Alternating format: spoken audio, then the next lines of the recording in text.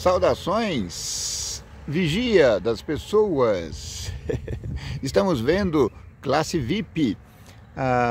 Esta série Classe VIP tem por objetivo estudar a Bíblia Sagrada de modo temático. Então nós estamos usando esse livreto aqui, chamado de Lição da Escola Sabatina. E nesse trimestre nós vamos estudar o livro de João. Você já sabe, né? Trimestre passado, acabou ontem, nós estudamos o livro de Marcos. O interessante é que essa lição, ela foi feita pelo mesmo autor da lição anterior. Uma peculiaridade. Não é normal acontecer isso. Como eu já li a introdução ontem, tem aqui um vídeo chamado Introdução. Acho que é o Classe VIP 15. E aí ali eu falei sobre isso e li nessa introdução. Então agora vamos direto ao assunto. A lição ela vale para o trimestre final do ano, quarto trimestre do ano. Então nós vamos estudar daqui até dezembro o Evangelho de Jesus Cristo na visão de João, interpretado por Seifert, que é esse autor aqui. Falar em autores, quero indicar um livro para você que eu já comentei ontem também, mas sempre é bom reforçar. Um livretinho chamado O Milionário da Caverna. É um testemunho do pastor Douglas Batchelor. Esse pastor Douglas, ele é filho de milionário, por isso o nome do livro Milionário da Caverna. O pai dele era do ramo da aviação, tanto é que o nome dele é Douglas e o nome do irmão dele é Falcon, nomes de aeronaves americanas. E ele conta a experiência dele, inclusive tem aí a série Odisseia Profética, e tem um episódio que ele fala, que tem esse título, Milionário da Caverna. Então assista que ele vai contar um pouco sobre isso. Muito rico, muito vazio, com muito dinheiro. Aquela velha frase, né? Pobre homem rico. E então ele saiu pelo mundo e habitava numa caverna quando viu uma Bíblia encontrada, alguém deixou a Bíblia lá, e ele começou a ler a Bíblia para refutar aos cristãos. E depois ele foi se encantando.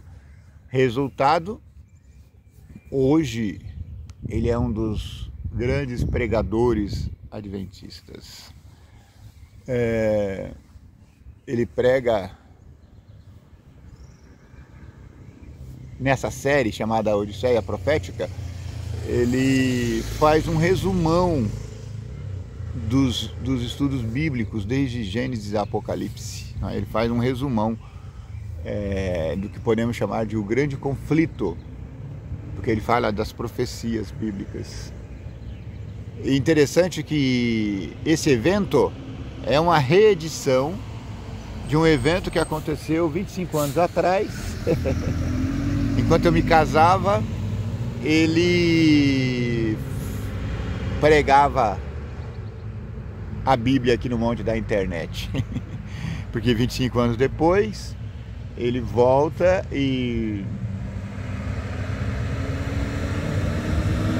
apresenta a série, só que é claro, modernizada, usando inteligência artificial, de modo que ele consegue apresentar a mensagem simultaneamente em várias línguas. É o verdadeiro dom de línguas. Ele fala em inglês e nós entendemos em português, e o espanhol entende em espanhol, e o grego entende em grego, e aí vai.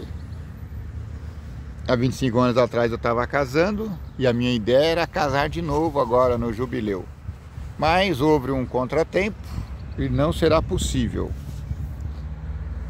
É por isso que eu falo para você, não espere 25 anos para se converter, porque pode ser e provavelmente o pastor Betcholler não vai estar aqui daqui a 25 anos, porque olhando a carinha dele, ele já está beirando os 60, os 70, 80, e até eu provavelmente nem esteja mais aqui, né? Sei lá, porque eu não sou assim tão forte. Eu não sou muito velho, mas não tenho tanta resistência. Então, meu amigo,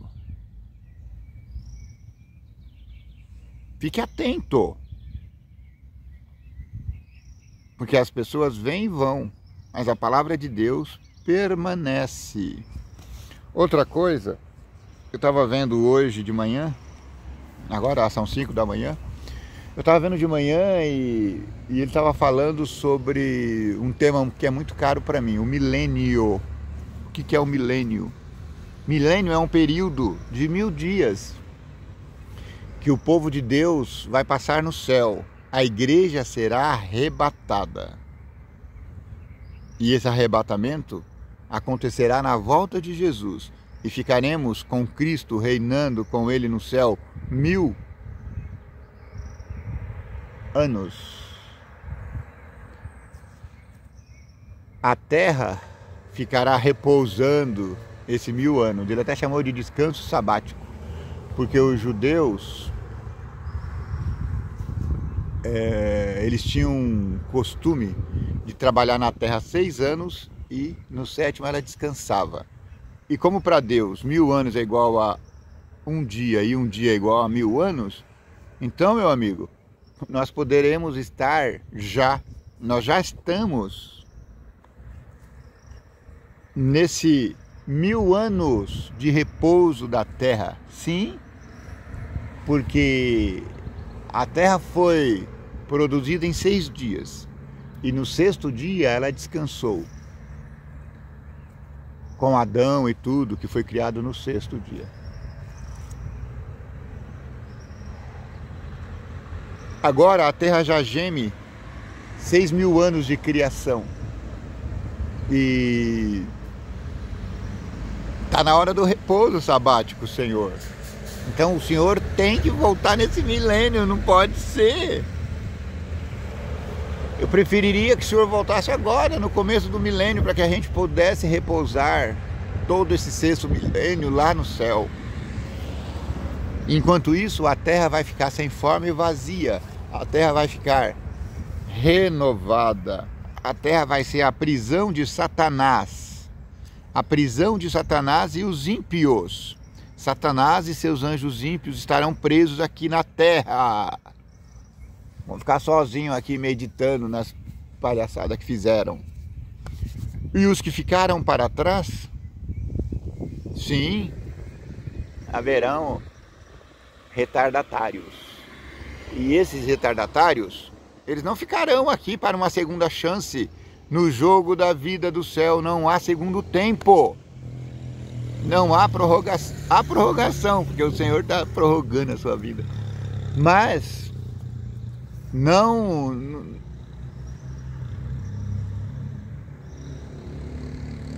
nos enganemos, o Senhor, Ele não retarda a sua volta, mas Ele está dando tempo para que todos nós nos convertamos. Então, quando Jesus voltar, Ele vai dar a paga aos santos mortos, vai ressuscitá-los e vai nos transformar em corpos incorruptíveis e subiremos ao céu e ficaremos lá 1000 anos com Ele. Aqui estarão os mortos, ímpios, mortos, e Satanás preso nessa corrente, e os anjos também estarão aqui. E ao cabo desse 1000 anos, os ímpios ressuscitarão, e aí os ímpios acharão que terão a segunda chance, mas não, meu amigo. Satanás vai arregimentar esses ímpios, vai enganá-los dizendo que eles podem tomar a cidade santa. Não, lê do engano. Quando Satanás olhar para Jesus, Satanás vai entender que não adianta a força. Não é com a força humana satânica que a Jerusalém será tomada. A Jerusalém será tomada, ela será presenteada a nós. Jesus a dará de bom grado a nós. Nós seremos habitantes da Jerusalém celestial. E depois, passados 1000 anos, essa terra será recriada. Deus vai devolver para nós o paraíso que Ele recolheu. E é assim. Não haverá deixá-los para trás. Eu também não acredito nisso. Porque daí vai ficar 1000 anos aqui, um pessoalzinho em recuperação. Não existe isso. O diabo está enganando você, meu irmãozinho. Só existe uma chance de salvação. E a chance é agora. O pastor Batchelor, ele fez essa pregação lá em Nova York há 25 anos atrás. E agora está fazendo de novo. Pode acontecer que alguns que estavam lá naquela época estejam tendo a segunda chance de conversão. Mas isso não é comum acontecer. Isso não vai acontecer. A terra será devastada, destruída. Não haverá segundo tempo. Preste atenção. O arrebatamento, além de não ser secreto, ele vai arrebatar quem? A igreja de Deus para o céu. Isso quer dizer que todos que ficarem aqui já estão perdidos. Então, se você ouvir o chamado de Deus nesse dia que se chama hoje, então escute, atente à sua voz e aceite esse convite de salvação. Sinais que apontam o caminho. Verso para encucar. Jesus fez diante dos seus discípulos muitos outros sinais que não estão escritos neste livro. Estes, porém, foram registrados para que vocês creiam que Jesus é o Cristo. Você, meu irmãozinho, precisa crer que Jesus é o Cristo.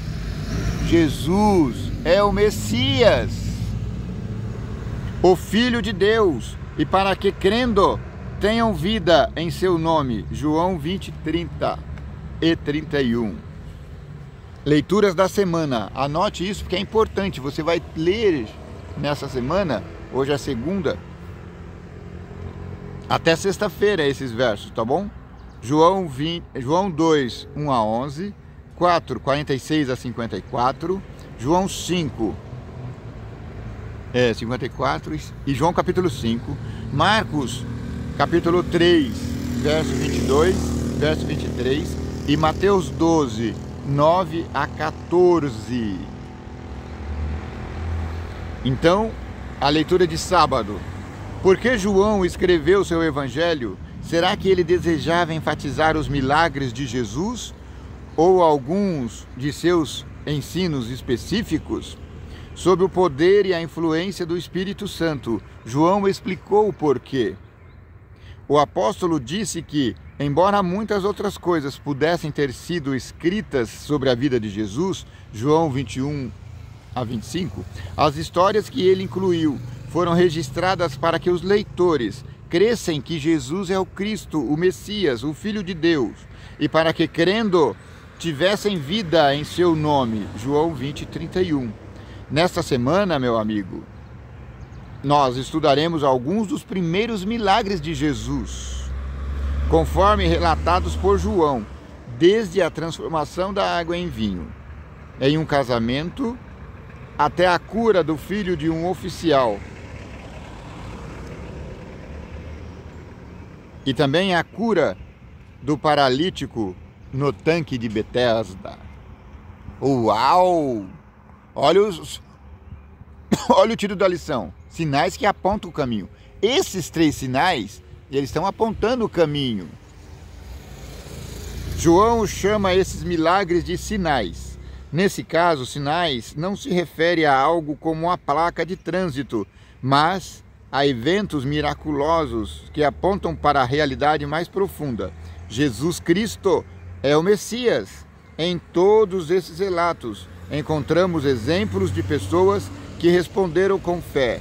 E os exemplos dela nos convidam a fazer o mesmo. Está você disposto a receber o convite de Jesus com fé?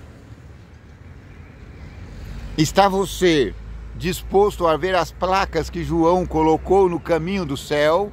Não são placas de trânsito, são placas indicando Jesus como o Santo do céu, o Messias, Jesus, o Cristo. Então a primeira placa foi Jesus no casamento. A segunda placa é Jesus e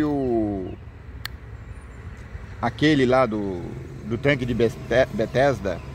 E depois tem Jesus e a filha do oficial. E depois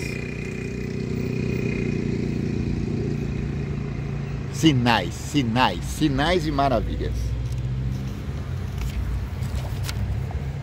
Segunda-feira, domingo. É que eu estou fazendo a lição na segunda-feira de manhã, porque ontem eu vim aqui nessa mesma praça fazer, mas eu tive um contratempo, o vídeo fechou no meio, então eu coloquei ele aí como introdução. Então isso aqui é segmento, tá bom? O casamento de Caná, em Caná.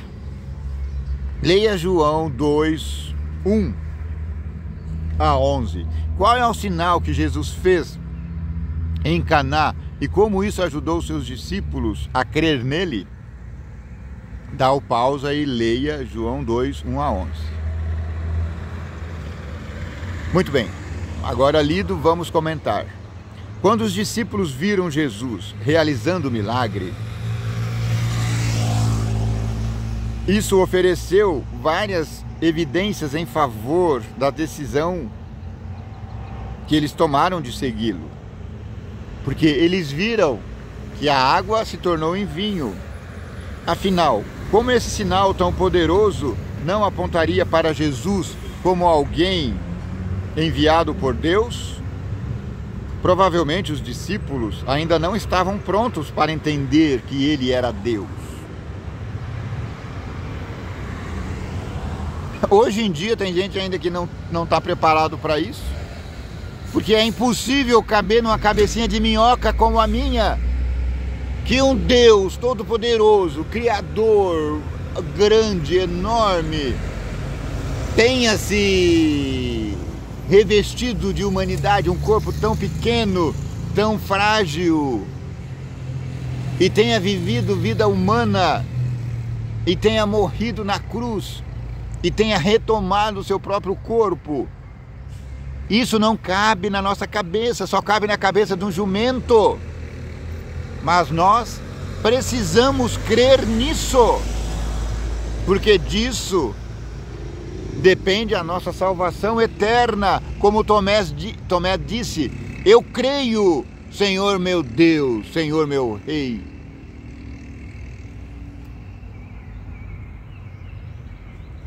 Moisés era o líder dos israelitas e tirou do Egito por meio de inúmeros sinais e maravilhas.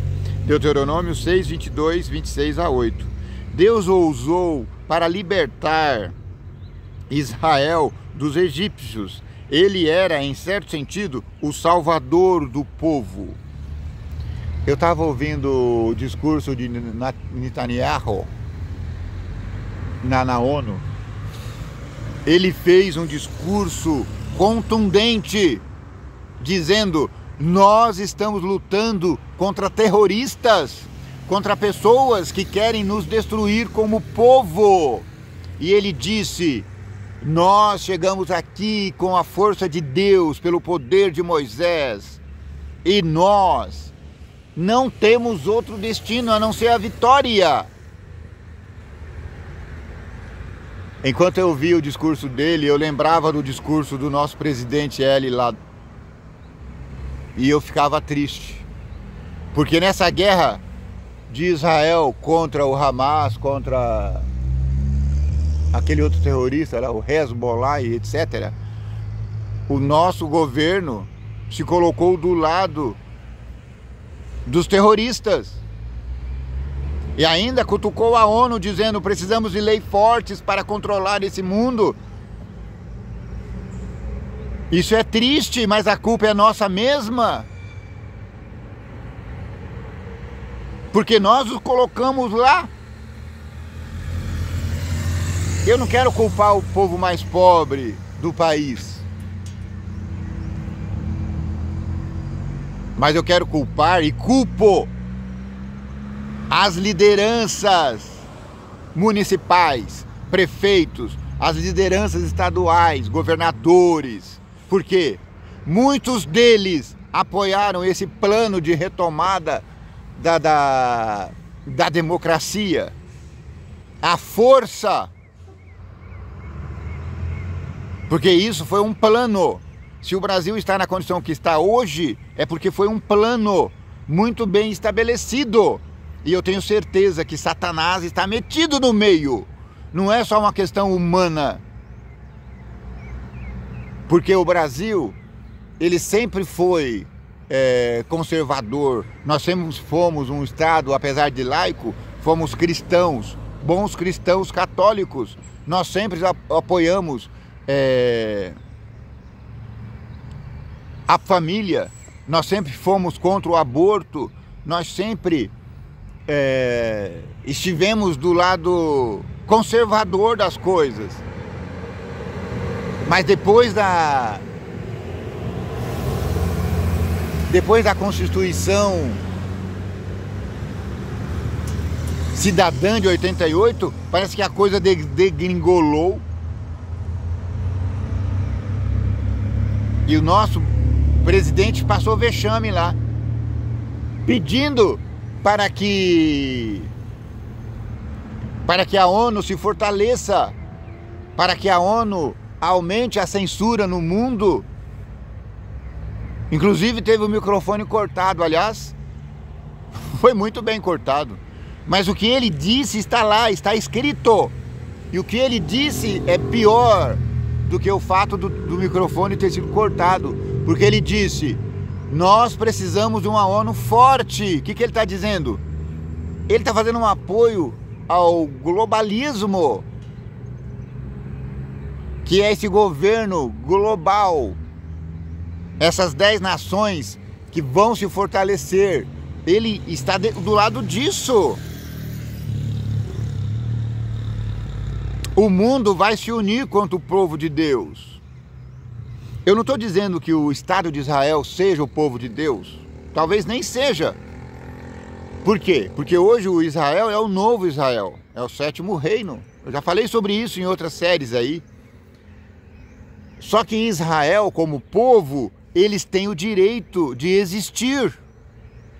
Eles não podem ser subjugados por estados tirânicos, como o Irã, por exemplo.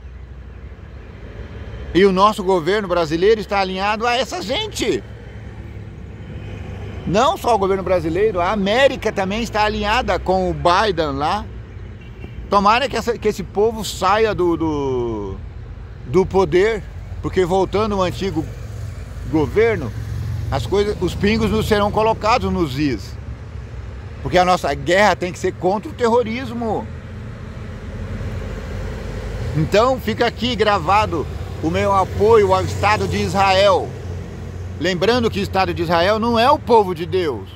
O Estado de Israel é o Estado dos judeus, que tem todo o direito de sobreviver e todo o direito de lutar contra os ataques do Hamas. Tem aquele lá que é ele citou lá o Hamas, o Hezbollah. Ele não falou nitidamente, mas ele falou do ataque. Falou sim, do ataque do Irã. Eles têm todo o direito. E nós que somos o novo Israel, precisamos ficar do lado certo da coisa. Porque ele disse uma coisa que é muito interessante. Nós não temos outro destino a não ser a vitória. E agora eu repito, ainda que estejamos sozinhos, nós venceremos. Porque o mal nunca vai prevalecer contra o bem. E o terrorismo é mal. E o crime é mal. Se nós estamos acostumados a viver num país de crime de norte a sul, isso não é certo. Se os bandidos estão se prevalecendo, estão sendo limpos, isso não é verdade. Eles estão fingindo que eles estão limpos. Eu lembro do Bonner falando: o senhor presidente Lula, não tem nenhuma acusação contra o senhor está limpinho como o bumbum de um bebê. Mentira! Tanto é que eles não estão concorrendo como partido, porque o partido já morreu. Aqui na minha cidade mesmo, dizem que o presidente fez um vídeo de apoio ao candidato aqui, e o candidato aqui, aí eu culpo ele. Eu culpo você, viu, candidato daqui. Ele se colocou do lado desse globalismo, apoiando o Lula, que foi eleito presidente. E agora tá com vergonha de colocar o vídeo do Lula na sua campanha, porque sabe que vai perder voto. Como em São Paulo, o Lula não quer ir lá no palanque do Boulos, porque com certeza vai perder voto, certamente vai perder voto. O povo comum tá vendo isso, mas eles estão brincando de democracia. Não existe isso. Não existe liberdade fora de Jesus Cristo. Parece que eu estou misturando política e religião. Não estou. Eu estou falando de verdade e mentira. A mentira pode ser fascinante, mas a verdade prevalece. Deus profetizou por meio de Moisés que enviaria um profeta semelhante a ele e pediu a Israel que o ouvisse. Deuteronômio 18:15, Mateus 17:5, Atos 7:37. Esse profeta era Jesus, e em João capítulo 2, ele fez o primeiro sinal que apontava para a libertação de Israel do Egito. Preste atenção, meu irmão, a história do novo Israel, a história do sétimo reino, é a história do povo de Deus. E a história do povo de Deus se resume em aqueles que amam a Jesus, a Deus, sobre todas as coisas, e aqueles que amam ao próximo como a ti mesmo. Ó, o dia está amanhecendo, graças a Deus. O rio Nilo era um recurso essencial para os egípcios, que o consideravam uma divindade. O Nilo era Deus para eles. Uma das pragas do Êxodo foi dirigida ao rio. Suas águas foram transformadas em sangue. Em Caná, Jesus realizou um milagre semelhante, mas em vez de transformar a água em sangue, ele transformou a água em vinho. Em outras palavras, Jesus transformou a água em sangue vivo. Jesus é o sangue vivo que devemos beber. Cuidado, não somos canibais. Mas veja a relação em um milagre e outro. A água veio dos 6 potes de pedra que eram usadas para a purificação em rituais judaicos. Tinha um casamento, então na porta da entrada ficava ali água para as pessoas se lavarem. Então tinha 6 talhas ali, cada um com mais de 100 litros. E aí devia estar vazia já, porque todo mundo já estava na festa. Aí ele mandou encher a água. Ele não usou a água que o povo lavou os pés, não. Mesmo que o povo não devia lavar o pé dentro do tacho. Acho que eles lavavam, pegavam com a canequinha, né? Como a gente faz hoje no lava-pés. Os diáconos levam tachos, potes, e aí cada um pega a sua água, vai lá e lava o pé em pares, não é? Mas a água do tacho continua limpa. Aí então eles encheram a água. E Jesus fez um milagre. Ao narrar a transformação da água em vinho, e assim referir-se ao Êxodo, João estava apontando para Jesus como libertador. Jesus é o libertador. O que o anfitrião da festa achou do vinho não fermentado que Jesus ofereceu? Por que ele cita aqui vinho não fermentado? Porque Jesus não ia fazer vinho. Bom dia, moça, vai com Deus. Jesus não ia fazer vinho fermentado para embriagar a mente dos convivas. Outra coisa, para ser fermentado, o vinho precisa de tempo. Então Jesus fez assim, ó, não abrir e fechar de olho. Então era o puro leite da uva, delicioso ao paladar, e não anuviava o cérebro daquelas pessoas. Hoje as pessoas desafiam aos cristãos a mostrar na Bíblia que não se pode beber vinho e cachaça e fermentados e bebida alcoólica. Então tem aquela passagem de Coríntios que diz que, não lembro agora o verso, que o nosso corpo é o templo do Espírito Santo. Jesus Cristo não ia tornar impuro o templo do Espírito Santo. Bom dia, casal, vai com Deus. O templo do Espírito Santo precisa continuar límpido. Eu achei interessante, tem um candidato a prefeito aqui na capital. Ele mora aqui na minha cidade, mas foi ser candidato lá na capital. Tá bom, eles precisam mais do que nós. Aqui, apesar dos pesares, os candidatos têm se revezando aí há 40 anos, são conservadores, têm mantido a fé cristã. Um é evangélico, o outro é católico. E graças a Deus a cidade tem prosperado sob a liderança deles.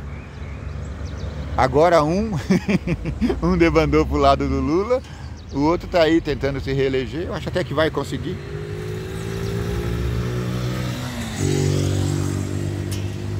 Que engraçado. O que é isso? É uma meia. Tava aqui, ó, em cima de mim, e eu procurando a meia em casa. Falei pra minha filha, perdi minha meia. Ela falou, pai, você tá ficando maluco? Eu falei, não, perdi minha meia, tava aqui agora. Olha onde é que ela tá, aqui, ó. Eu coloquei ela aqui no cangote, porque eu só coloco a meia quando eu acabo de sair de casa. Então meu pé, ele fica aqui, ó. Ó, meu pé fica sem meia. Aí eu coloco na saída. E hoje eu não achava a meia. Agora na gravação, olha a meia aqui. Isso é um furo. Se eu soubesse fazer corte, isso ia ser um corte. E agora achei. Agora eu vou pôr a meia aí, depois da gravação, tá? E aí eu vou pro trabalho com meia. Porque eu tava indo com o pé só no tênis, sem meia. Eu esqueci onde tinha colocado, e tinha colocado aqui em cima. Voltando ao sinal, a lição, desculpa aí. Então, meu amigo, você quer ser cristão? Afaste-se o quanto antes do álcool, do cigarro, etc, etc. Ah, eu ia falar que o candidato lá está jejuando. Gente, jejum é costume dos cristãos, mas faz bem para todos. Nesse caso, ele é cristão, ele pertence à igreja videira. E ele está jejuando. Quando é que a gente jejua? A gente jejua geralmente quando está numa batalha muito conflituosa. E ele fala, eu estou lutando contra poderes muito maiores do que nós. Então a eleição não é simplesmente uma disputa de dois modos de governar. Não, gente. Ele chama de o consórcio comunista brasileiro. Então existe, na verdade, um complô para manter o status quo. E nem sempre manter a manutenção do status quo é bem para o município. Muitas vezes eles estão governando para o bem deles, assim como acontece no Senado Federal, assim como acontece no Congresso Federal, assim como acontece na Justiça Federal. Eles estão preocupados em se manterem no poder. Isso já está escancarado, não há dúvida. e a tendência, se continuar assim, o Brasil vai virar uma Cuba, vai virar uma Venezuela. Alguém falava, não fale isso, porque nós da Venezuela falávamos que nós íamos virar Cuba e nós viramos. E aqui, gente, nós estamos muito mais perto de Cuba do que você imagina. Veja esse candidato, por exemplo. Ele está lutando sozinho contra o sistema. Não tem redes sociais. Foi proibido. E se ele chama o colega de apelido, o cara é Boulos, ele chama de Bolis, por causa da linguagem neutra que o Boulos gosta, já é divertido. Enquanto que o outro chama ele de... Outro nem foi o outro, foi o outro que chamou. Quadrilheiro, blá blá blá. Ninguém fala nada. Mas isso é outro assunto, desculpa.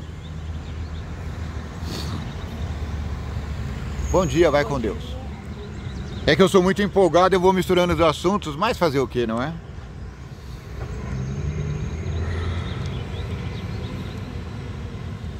Aí, o anfitrião da festa achou que o vinho não fermentado que Jesus ofereceu, olha, ele ficou realmente surpreso com a qualidade da bebida.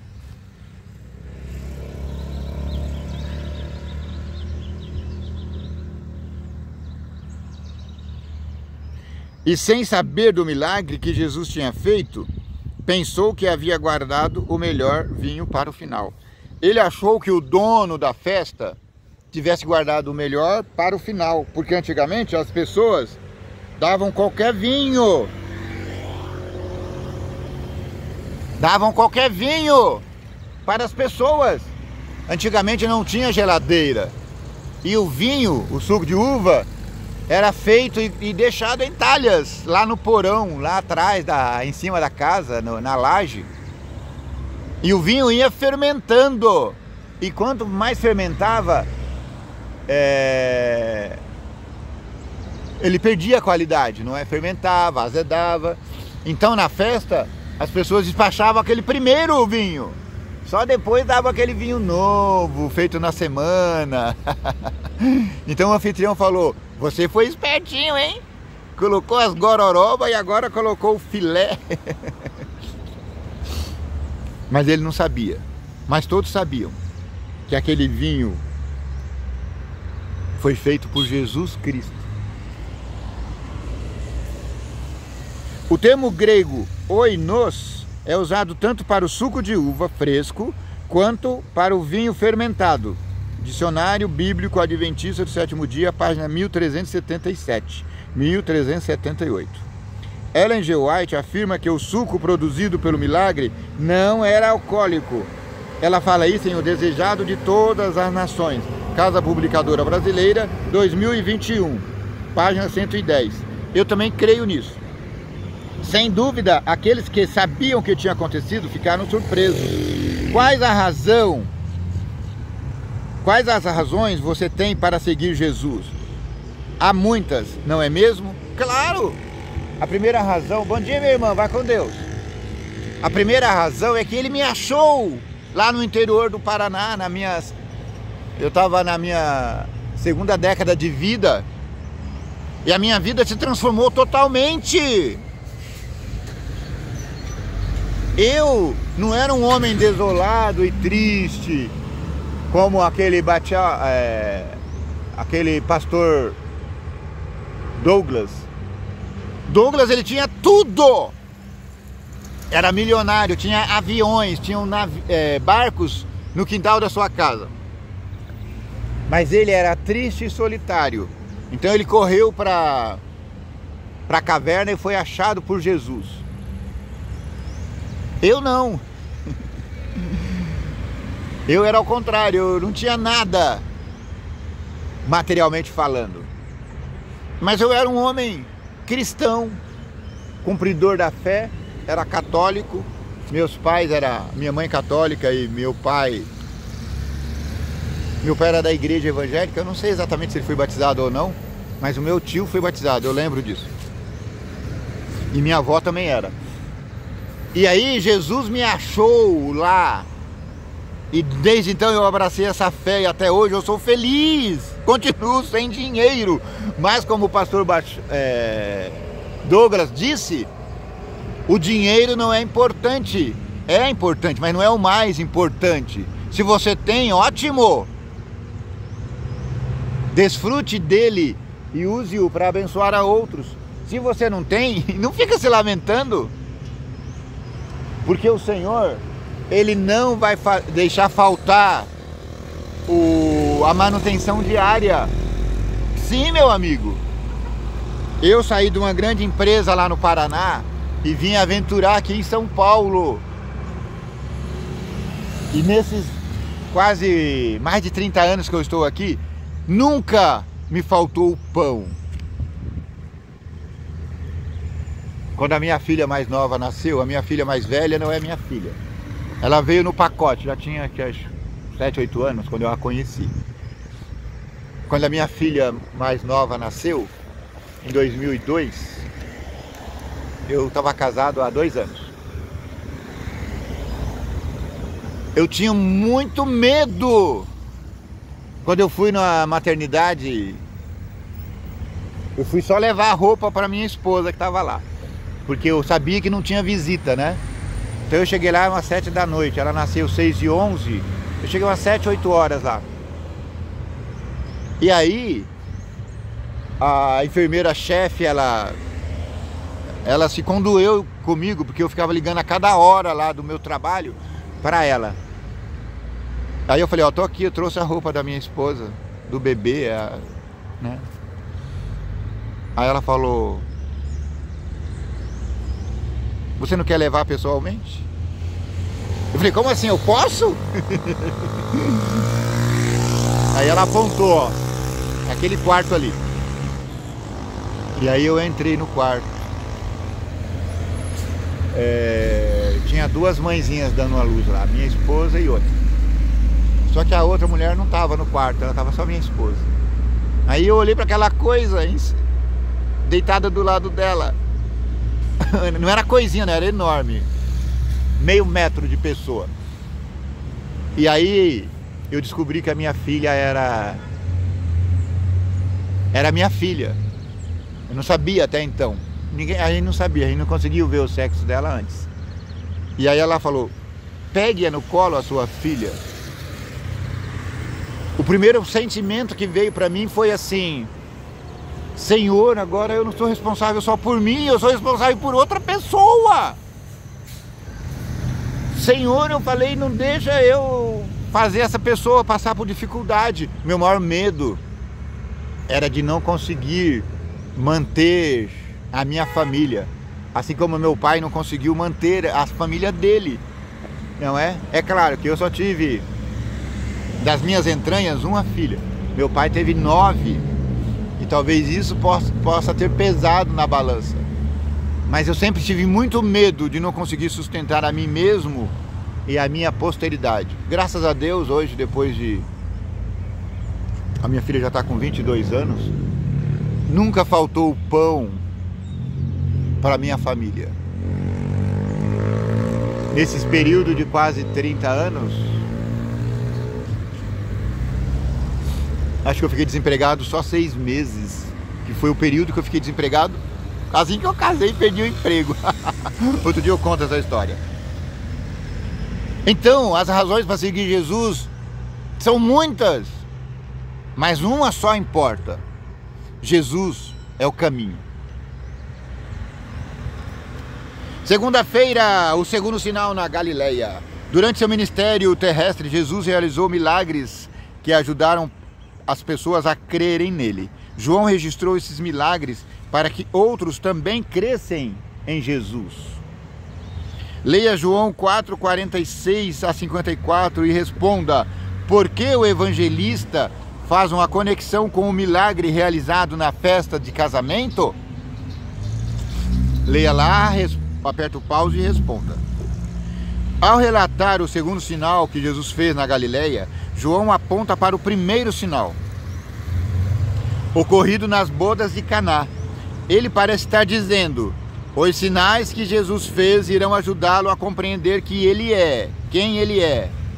Então João acrescentou: Este foi o segundo sinal que Jesus fez depois de ir da Judéia para a Galiléia, João 4,54.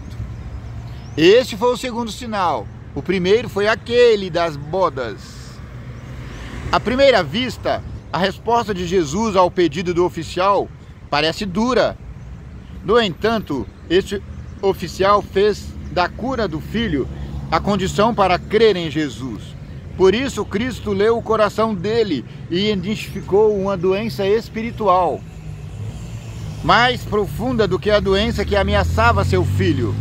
Como um raio que corta o céu, o homem subitamente reconheceu que sua pobreza espiritual poderia custar a vida do filho. E aí ele gritou: Senhor, socorre-me na minha falta de fé. É importante reconhecer que os milagres por si só não provavam que Jesus era o Messias. Outras pessoas realizaram milagres também. Alguns eram profetas verdadeiros, outros eram falsos profetas. Os milagres revelam apenas a existência do sobrenatural. Portanto, cuidado, não fique aí correndo atrás de milagres. Eles não significam por si só que vem de Deus. Satanás também pode realizar milagres, se com essa palavra queremos dizer atos sobrenaturais. Satanás, ele provoca atos sobrenaturais. O oficial angustiado lançou-se à misericórdia de Jesus, suplicando-lhe que curasse seu filho. A resposta de Jesus foi tranquilizadora. Ele disse: vá, seu filho vai viver. João 4,50. No original grego, a expressão vai viver está no tempo presente. Seu filho vive. No original, esse uso é chamado de presente futurista, em que o evento futuro é mencionado com tanta certeza que é como se já estivesse acontecendo. O homem não correu para casa, mas crendo em Jesus, chegou só no dia seguinte e descobriu que a febre havia deixado seu filho exatamente na hora em que o Senhor Jesus disse aquelas palavras. Que razão poderosa para crer em Jesus, hein? Ele não tinha dúvida. Jesus salvou seu filho.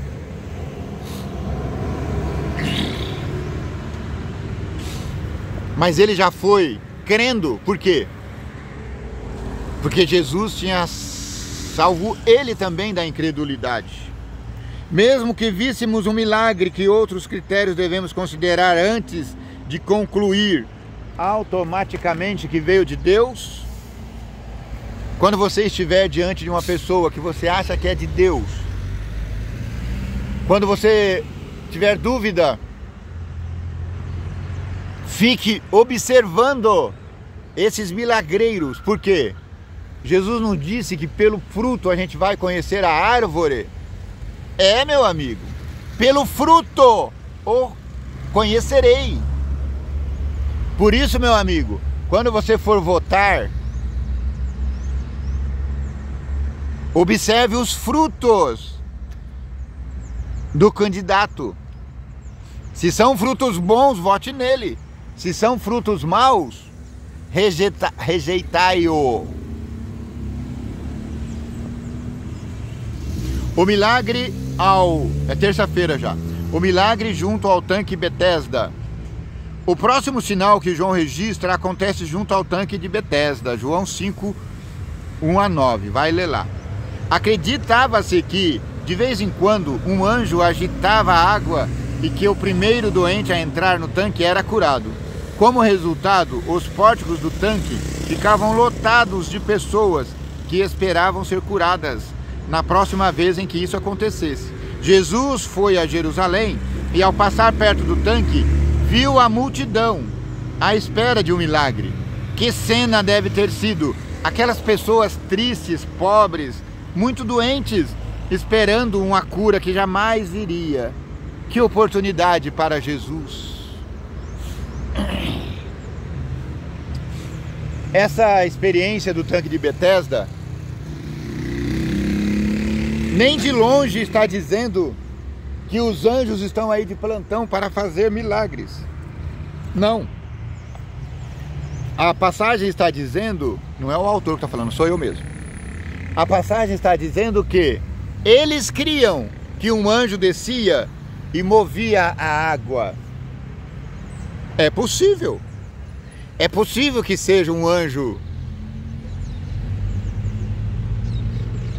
É possível. O que não dá para se provar é que seja um anjo do bem. Ou seja, muitas das nossas crendices precisam ser confrontada com a Bíblia, de modo que possamos saber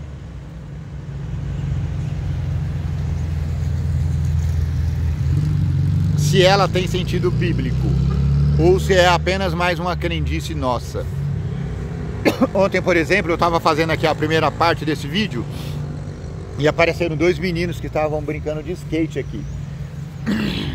São meninos que eu conheço, inclusive um foi meu aluno. E aí um deles falou: olha, eu quero falar sobre o Salmo 83, 18. Como eu estava lendo os Salmos antes, eu falei, tudo bem, vamos ler o Salmo inteiro. E no final do Salmo fala assim: lembrem-se que o nome de Deus é Jeová. Eu falei, que legal, um menino de 10 anos preocupado com o nome de Deus. Aí ele perguntou pra gente assim, pra mim: Jeová é nome ou é título? Deus é nome ou é título? Bom dia, irmãzinha, vai com Deus.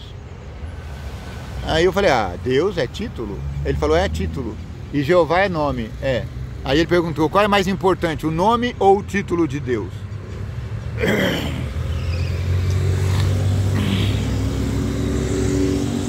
Depende na ocasião.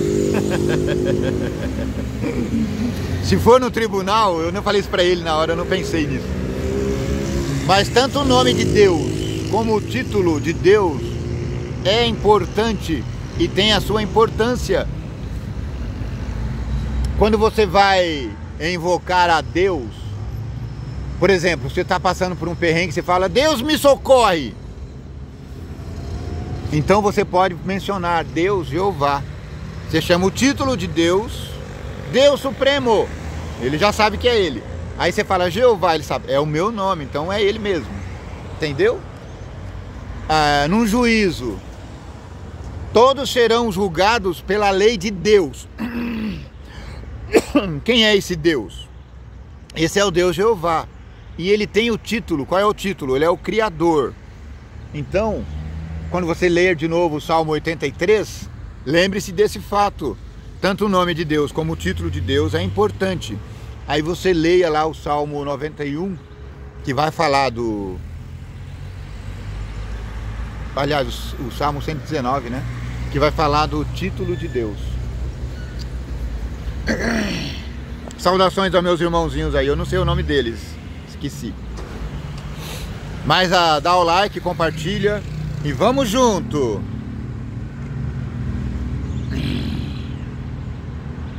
Visto que as pessoas estavam junto ao tanque que queriam ser curados, por que Jesus perguntou ao paralítico se ele queria ser curado? João 5, 1 a 9. Por que Jesus perguntou para ele se ele queria ser curado? Você vai perguntar para o macaco se ele quer banana? Macaquinho, vem cá, você quer banana? Claro, o macaco quer banana. Claro, o doente quer ser curado. Por que Jesus perguntou? Eu imagino que talvez para chamar a atenção. Aí o doente falou assim, mas como assim, Jesus? Eu estou aqui, ó. Eu estou só o pó aqui na terra, igual o Jó. Jó, você quer ser curado? Como, Senhor? Eu estou aqui. Como é que você pergunta isso? Mas o menino falou, quero sim. Quando alguém está doente há muito tempo, acaba se acostumando com isso. E por isso, pode parecer estranho fazer essa pergunta. Às vezes pode ser perturbador deixar esse problema para trás. Em sua resposta, o homem deu a entender que desejava ser curado. Ele falou, sim, Senhor, eu quero ser curado. O problema é que estava procurando a cura no lugar errado. Você não deve ficar correndo atrás de curandeiros, atrás de água que se move. Você não deve se envolver com isso, meu irmão. Ah, eu vou naquela igreja porque tem milagre. Ah, eu vou naquela igreja porque tem Espírito Santo. Ah, eu vou naquela igreja porque tem profeta. Ah, eu vou naquela igreja porque tem bispo. Para com isso! Você deve ir à igreja, seja ela A, B, ou C, ou D, ou E, ou F. É claro, eu quero que você vá para a minha, que é a verdadeira. Não estou falando que a sua igreja é falsa. Quem já viu, quem já me conhece sabe que cada um que está na sua igreja precisa acreditar que ela é verdadeira, senão ele sai dela na mesma hora. E não porque tem esse sinal ou aquele, entendeu? O sinal mais marcante de uma igreja deve ser que os seus crentes sejam autênticos seguidores de Jesus Cristo. O problema é que ele estava procurando no lugar errado. Enquanto aquele que criou as pernas humanas, estava bem na frente dele. O homem mal sabia quem estava falando com ele. Depois da cura, deve ter começado a compreender que Jesus era alguém especial. Jesus não devia ser um anjo que vinha mover a água. Jesus devia ser o próprio Criador das águas. Jesus não pediu àquele sofredor que tivesse fé nele. Disse simplesmente: levanta-te, toma o teu leito e anda. João 5,8. Mas a fé do homem se apoderou daquelas palavras. Cada nervo e cada músculo vibrou com nova vida, e a energia da saúde encheu os membros do paralítico. Amém. Sem duvidar, determinou-se a atender à ordem de Cristo, e todos os músculos obedeceram à sua vontade. Colocando-se rapidamente de pé, sentiu-se capaz de realizar todas as suas atividades. E foi pulando e gritando de alegria: estou salvo! Jesus não dera nenhuma certeza de auxílio divino a ele. O homem podia ter duvidado, perdendo a única oportunidade de cura. Meu irmãozinho, não duvide que Jesus é suficientemente poderoso para te curar, para te livrar desse vício, para te trazer para uma novidade de vida. Contudo, acreditou na palavra de Cristo e, agindo de acordo com ela, recebeu força. Ellen White está falando isso em O Desejado de Todas as Nações. E eu faço minhas essas palavras.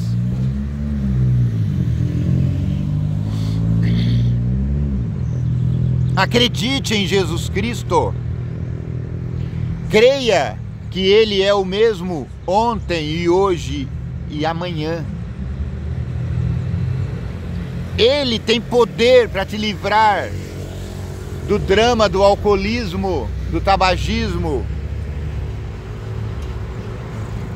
dos vícios.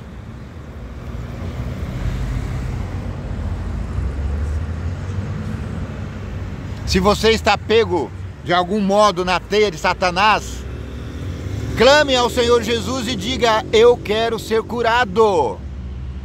E Ele vai te curar. Porque como Ele curou a mim, Ele pode curar a você. Mais tarde, Jesus disse ao homem no templo: ó o segredo aqui. Para onde que o homem correu quando estava com as suas perninhas boas? Ele correu para a igreja, ele foi ao templo, que era a igreja da época. E Jesus o encontrou lá. Jesus o reconheceu porque ele era filho de Jesus, mas o homem não reconheceu Jesus. Jesus disse para ele: você foi curado, não peques mais, para que não lhe aconteça coisa pior. João 5,14. Você foi curado por Jesus? Continue vivendo vida santa na sua igreja, na sua comunidade religiosa. Não volte a pecar, porque coisa pior pode te acontecer.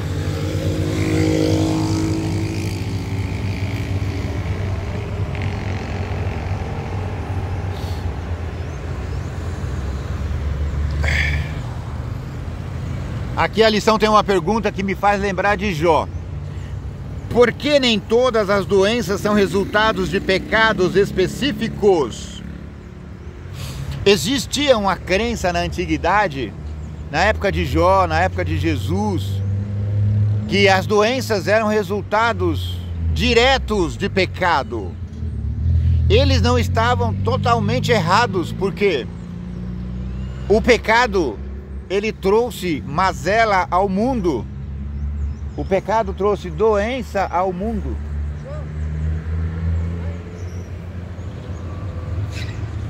Ele trouxe doença e pecado ao mundo. Essa é fato. Por isso os antigos acreditavam que toda doença era resultado de pecado. E não está errado, porque toda doença é resultado de pecado.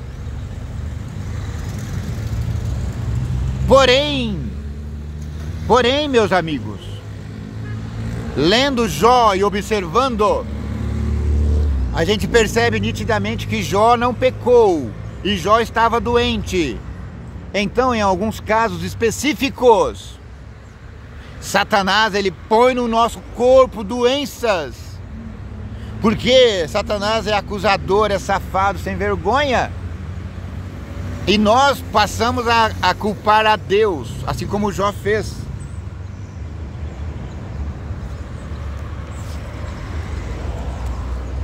Você precisa saber com quanto doença é resultado de pecado. Nem todo doente está doente porque é pecador. Lembra que perguntaram ao cego, a Jesus, sobre o cego de nascença? Quem pecou, Senhor Jesus? Esse ou o pai dele?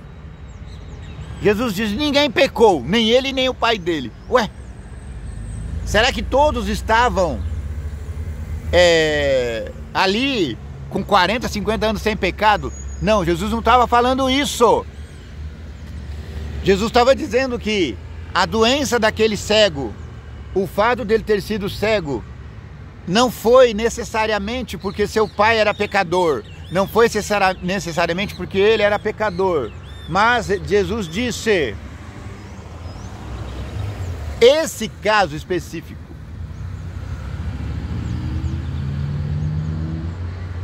ele não disse esse caso específico, eu que estou falando, nem estou certo. Jesus disse, foi para a glória de Deus que esse cego me encontrou aqui. E aí ele foi lá e curou. Então, meu amigo, você quando está diante de alguém doente, não lembre da culpa das doenças, que é o Satanás, culpado de todas as doenças e pecados. Só que não é Satanás diretamente, viu? Lembra que nós comentamos sobre o álcool? Satanás não obriga você a beber o álcool. Ele só fala, olha que gostoso. Você vai beber se você quiser, meu amigo. Ah, é a cheiradinha. É você que vai decidir. Ah, vou pitar. É você que decide. Satanás não tem poder para pegar sua mão e levar o veneno à sua boca. Você vai fazer por sua própria conta. Você pode clamar, Jesus, não permita que isso aconteça.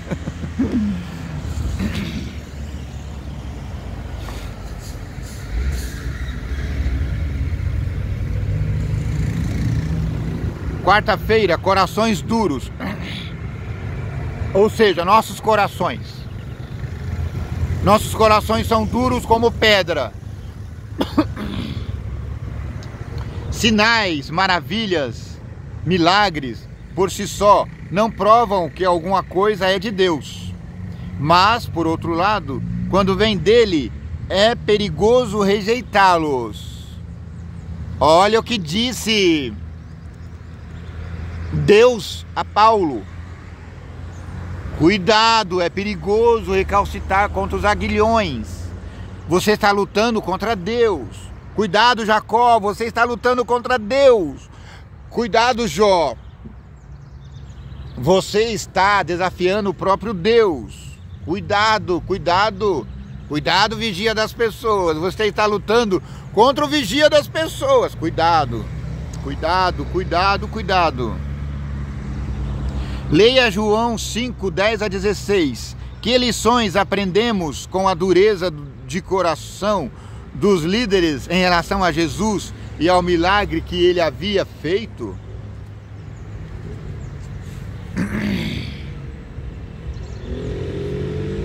quando Jesus se revelou ao homem que havia sido curado, este imediatamente disse aos líderes religiosos que Jesus fizera isso.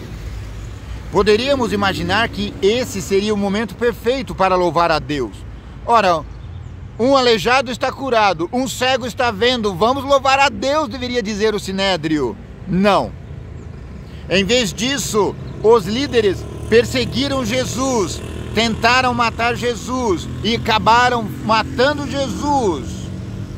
Por que fazia essas coisas no sábado? Olha que horror!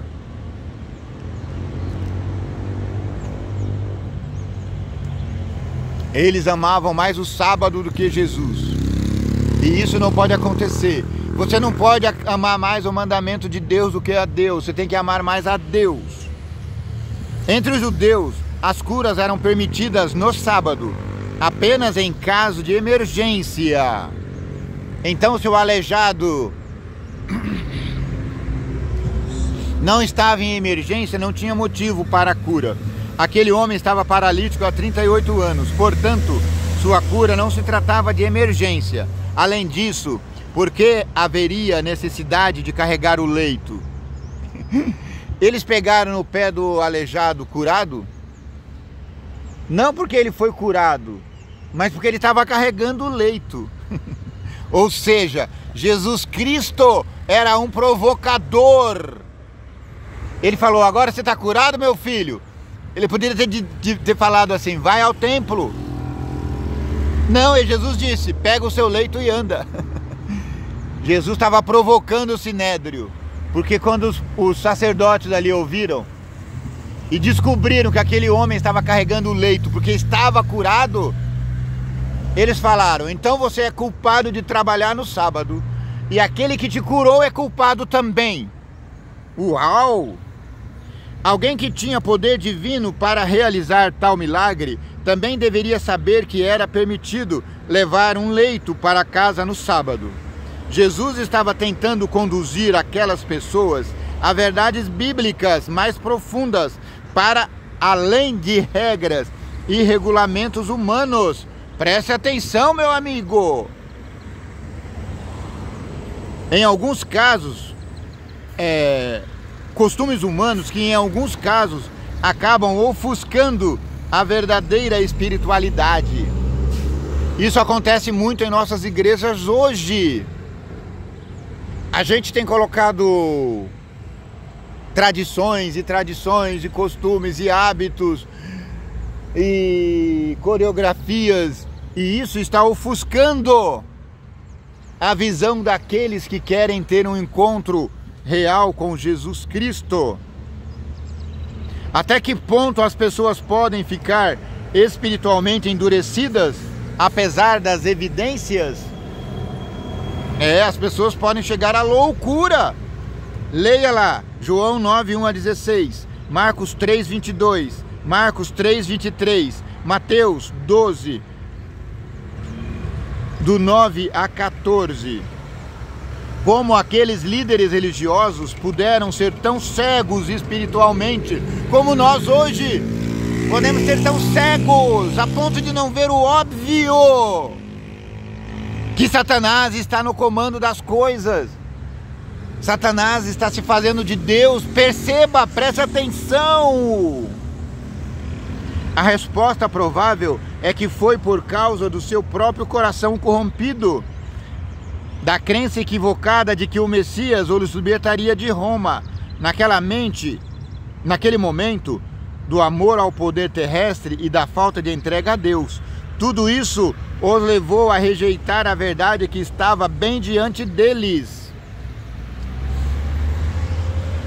Eles, o povo do Sinédrio, do templo, os judeus, acreditavam que o Messias chegaria como um líder, um grande general, para libertá-los do jugo de Roma. E eles não perceberam que a liberdade mais importante era a libertação do pecado.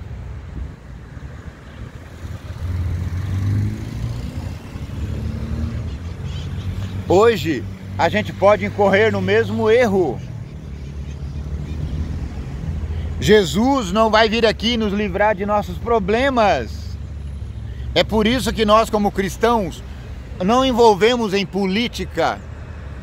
Eu, pela primeira vez, estou revelando em quem vou votar, mas nunca tinha feito isso em respeito à isenção que o cristão precisa ter. Mas a sujeira política chegou a tão ponto que hoje mesmo nós, os cristãos, precisamos nos levantar e dizer: não,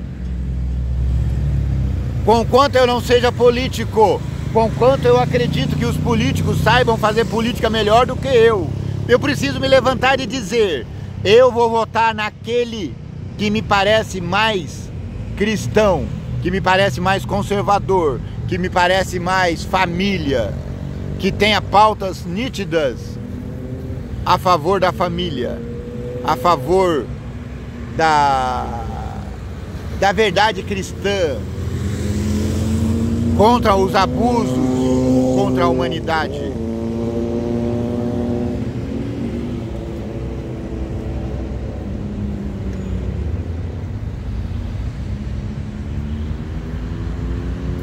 Leia João 5, 38 a 42 e responda: qual foi a advertência de Jesus? O que aprendemos com essas palavras? O que poderia haver em nós que nos cega para as verdades que precisamos conhecer e aplicar à nossa vida? Quinta-feira já estamos chegando ao final, as reivindicações de Jesus.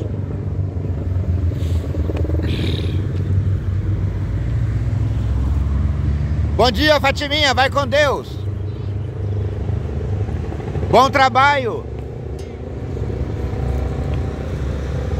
O milagre junto ao tanque Betesda deu uma ótima oportunidade para que João enfatizasse quem é Jesus. O evangelista dedica 9 versos para descrever o milagre e cerca de 40 versos para o descrever. Quer dizer, 9 versos para descrever o milagre e 40 versos para descrever aquele que realizou o milagre. Em 9 versos, João falou sobre o milagre de Jesus ao paralítico de Betesda, do tanque. E ele usou 40 versos para falar sobre Jesus Cristo. Isso deve dizer alguma coisa a nós.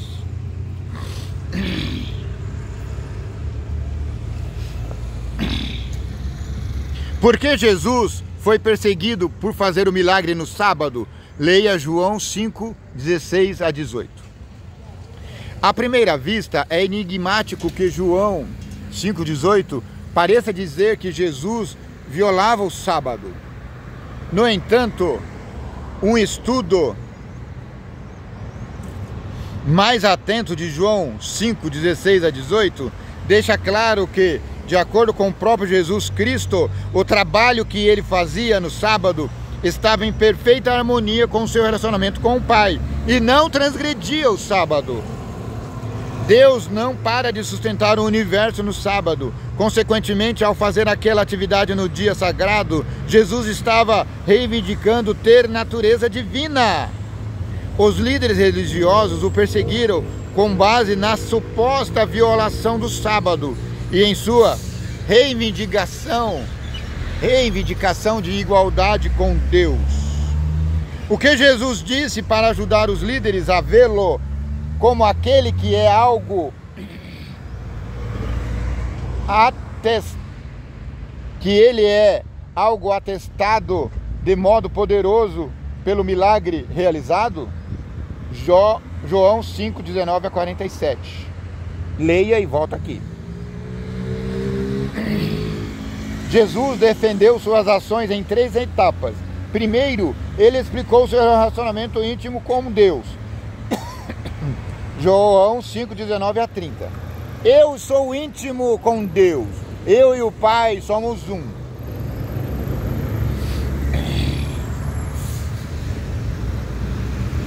Jesus mostrou que ele e o Pai agem em harmonia, a tal ponto que ele tem o poder tanto para julgar o mundo, quanto para ressuscitar os mortos. João 5, 25 a 30.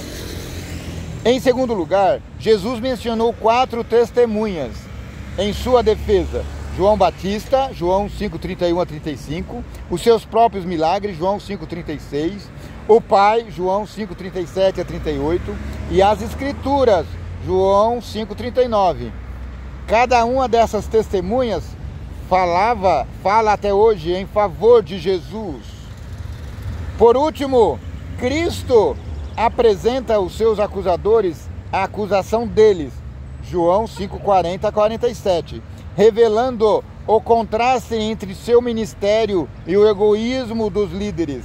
Jesus disse que a condenação deles viria de Moisés. Pois é, vocês estão falando de Moisés, a condenação virá de Moisés sobre vocês. Quem não acredita na lei de Deus será julgado por Moisés. É isso que Jesus está dizendo. Ele está dizendo, eu não transgredi a lei de Deus. Vocês é que estão transgredindo. Falando que o curado não pode levar seu leito. E ainda querendo matar-me no sábado.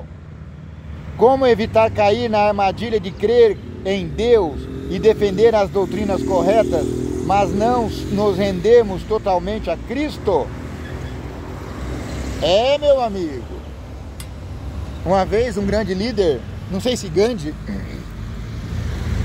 ele disse, eu seria cristão se não fosse os cristãos. Ou ele teria dito, existe uma armadilha. Existem cristãos ferrenhos, apegados às suas tradições e dispostos até a matar para defender Deus e sua palavra. No primeiro momento parece legal, interessante, não é? Mas veja,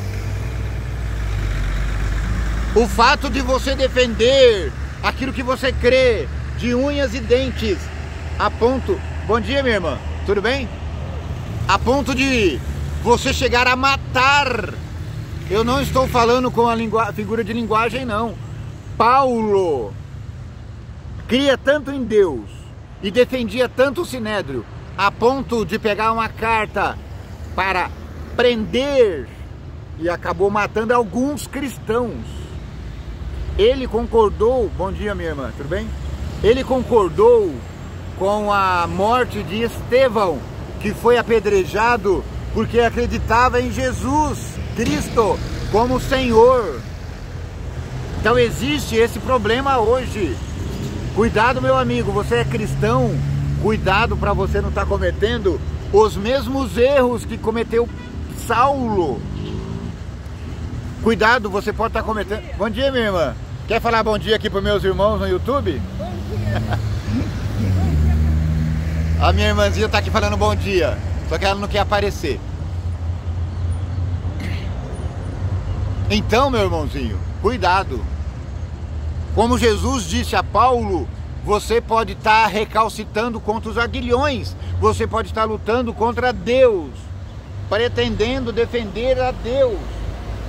Sim, existe muita religiosidade hoje, mas existe pouca fidelidade a Deus.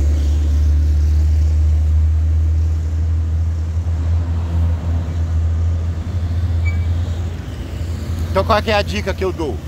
Para você evitar disso, evitar de você começar a defender a sua igreja mais do que você defende a Deus, para que eu não caia na armadilha de tentar defender mais a minha igreja do que amar a Deus,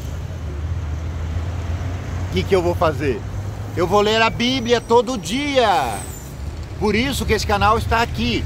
Nós estamos lendo a Bíblia, estudando ela. Essa série aqui, Sala VIP, ela tem o objetivo de estudar a Bíblia.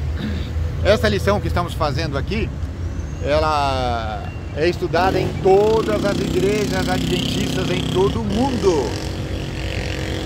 Eu estou passando essa lição hoje para você. Ela será passada sábado que vem na igreja.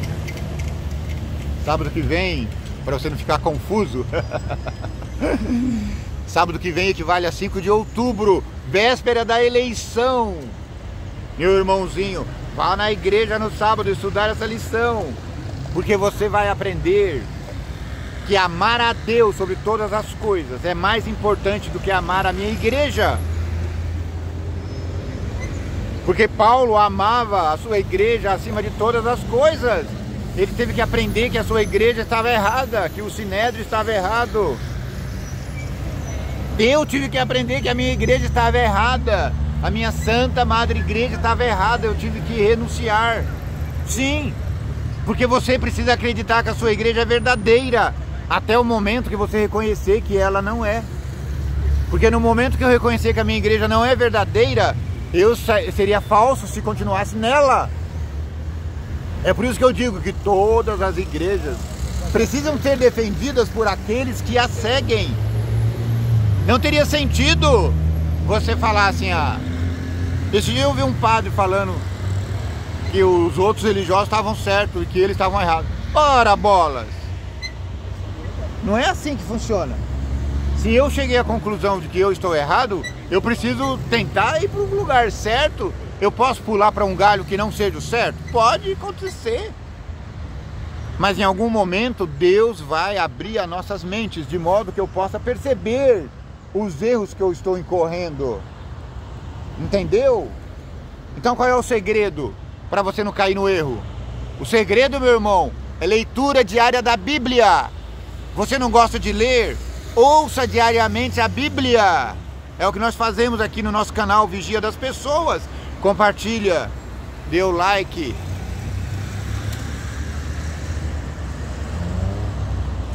Para finalizar a lição que vai ser passada, que vai ser discutida em todas as igrejas adventistas nesse sábado, dia 6 de outubro, véspera das eleições, que o Senhor do céu ilumina cada eleitor, que ele possa esquecer que aquele candidato fez um favor A, B ou C, e que ele escolha o melhor segundo a sua interpretação.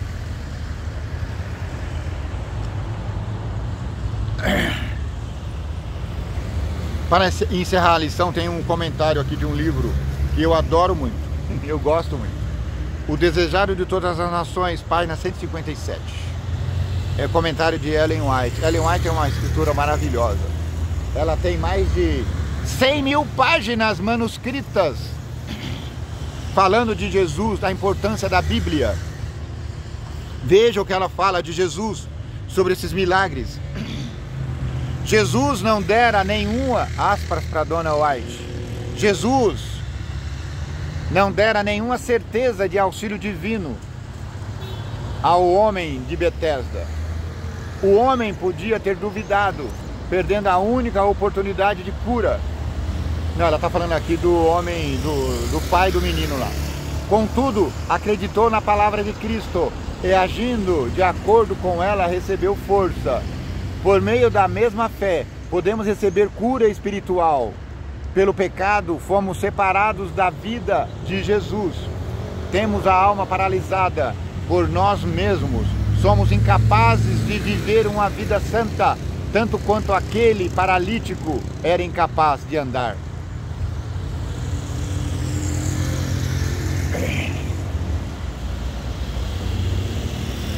Ora ela fala agora está falando do paralítico.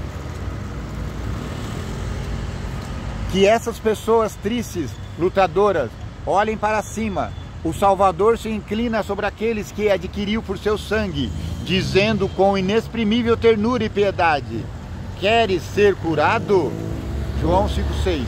Ele pede que você se levante com saúde e paz. Não espere sentir que está curado. Creia na palavra dele e ela será cumprida. Ponha sua vontade ao lado de Jesus Cristo. Seja qual for a prática pecaminosa que você tenha, o desejo dominador que pela longa transigência aprisiona mente e corpo. Cristo Jesus, meu irmãozinho, minha irmãzinha, é capaz de libertá-lo, é capaz de libertá-la, e anseia fazer isso. Ele transmitirá vida à pessoa que está morta em suas transgressões. Jesus rejeitou as acusações de blasfêmia. Jesus disse: minha autoridade para fazer a obra da qual vocês me acusam é o fato de que eu sou o Filho de Deus, um com Ele em natureza, vontade e propósito. Ó! João Batista, ele começa a primeira lição, o autor aqui na verdade, né? Schaeffer. Começa a primeira lição metendo o pé na porta. E ele já fala logo: através dos primeiros milagres. João fala e Schaeffer comenta: Jesus Cristo é um ser divino. Ele está ligado intrinsecamente com Deus, o Pai poderoso. Ele fez sinais e maravilhas. Esses 3 sinais são para mostrar a divindade dele. Tudo bem, meus irmãozinhos? Vão com Deus.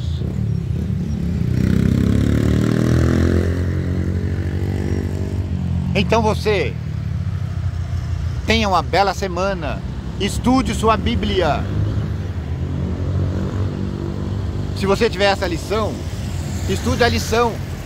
Se você não tem a lição e quer uma lição, comente aí, que eu prometo providenciar para você, tá bom?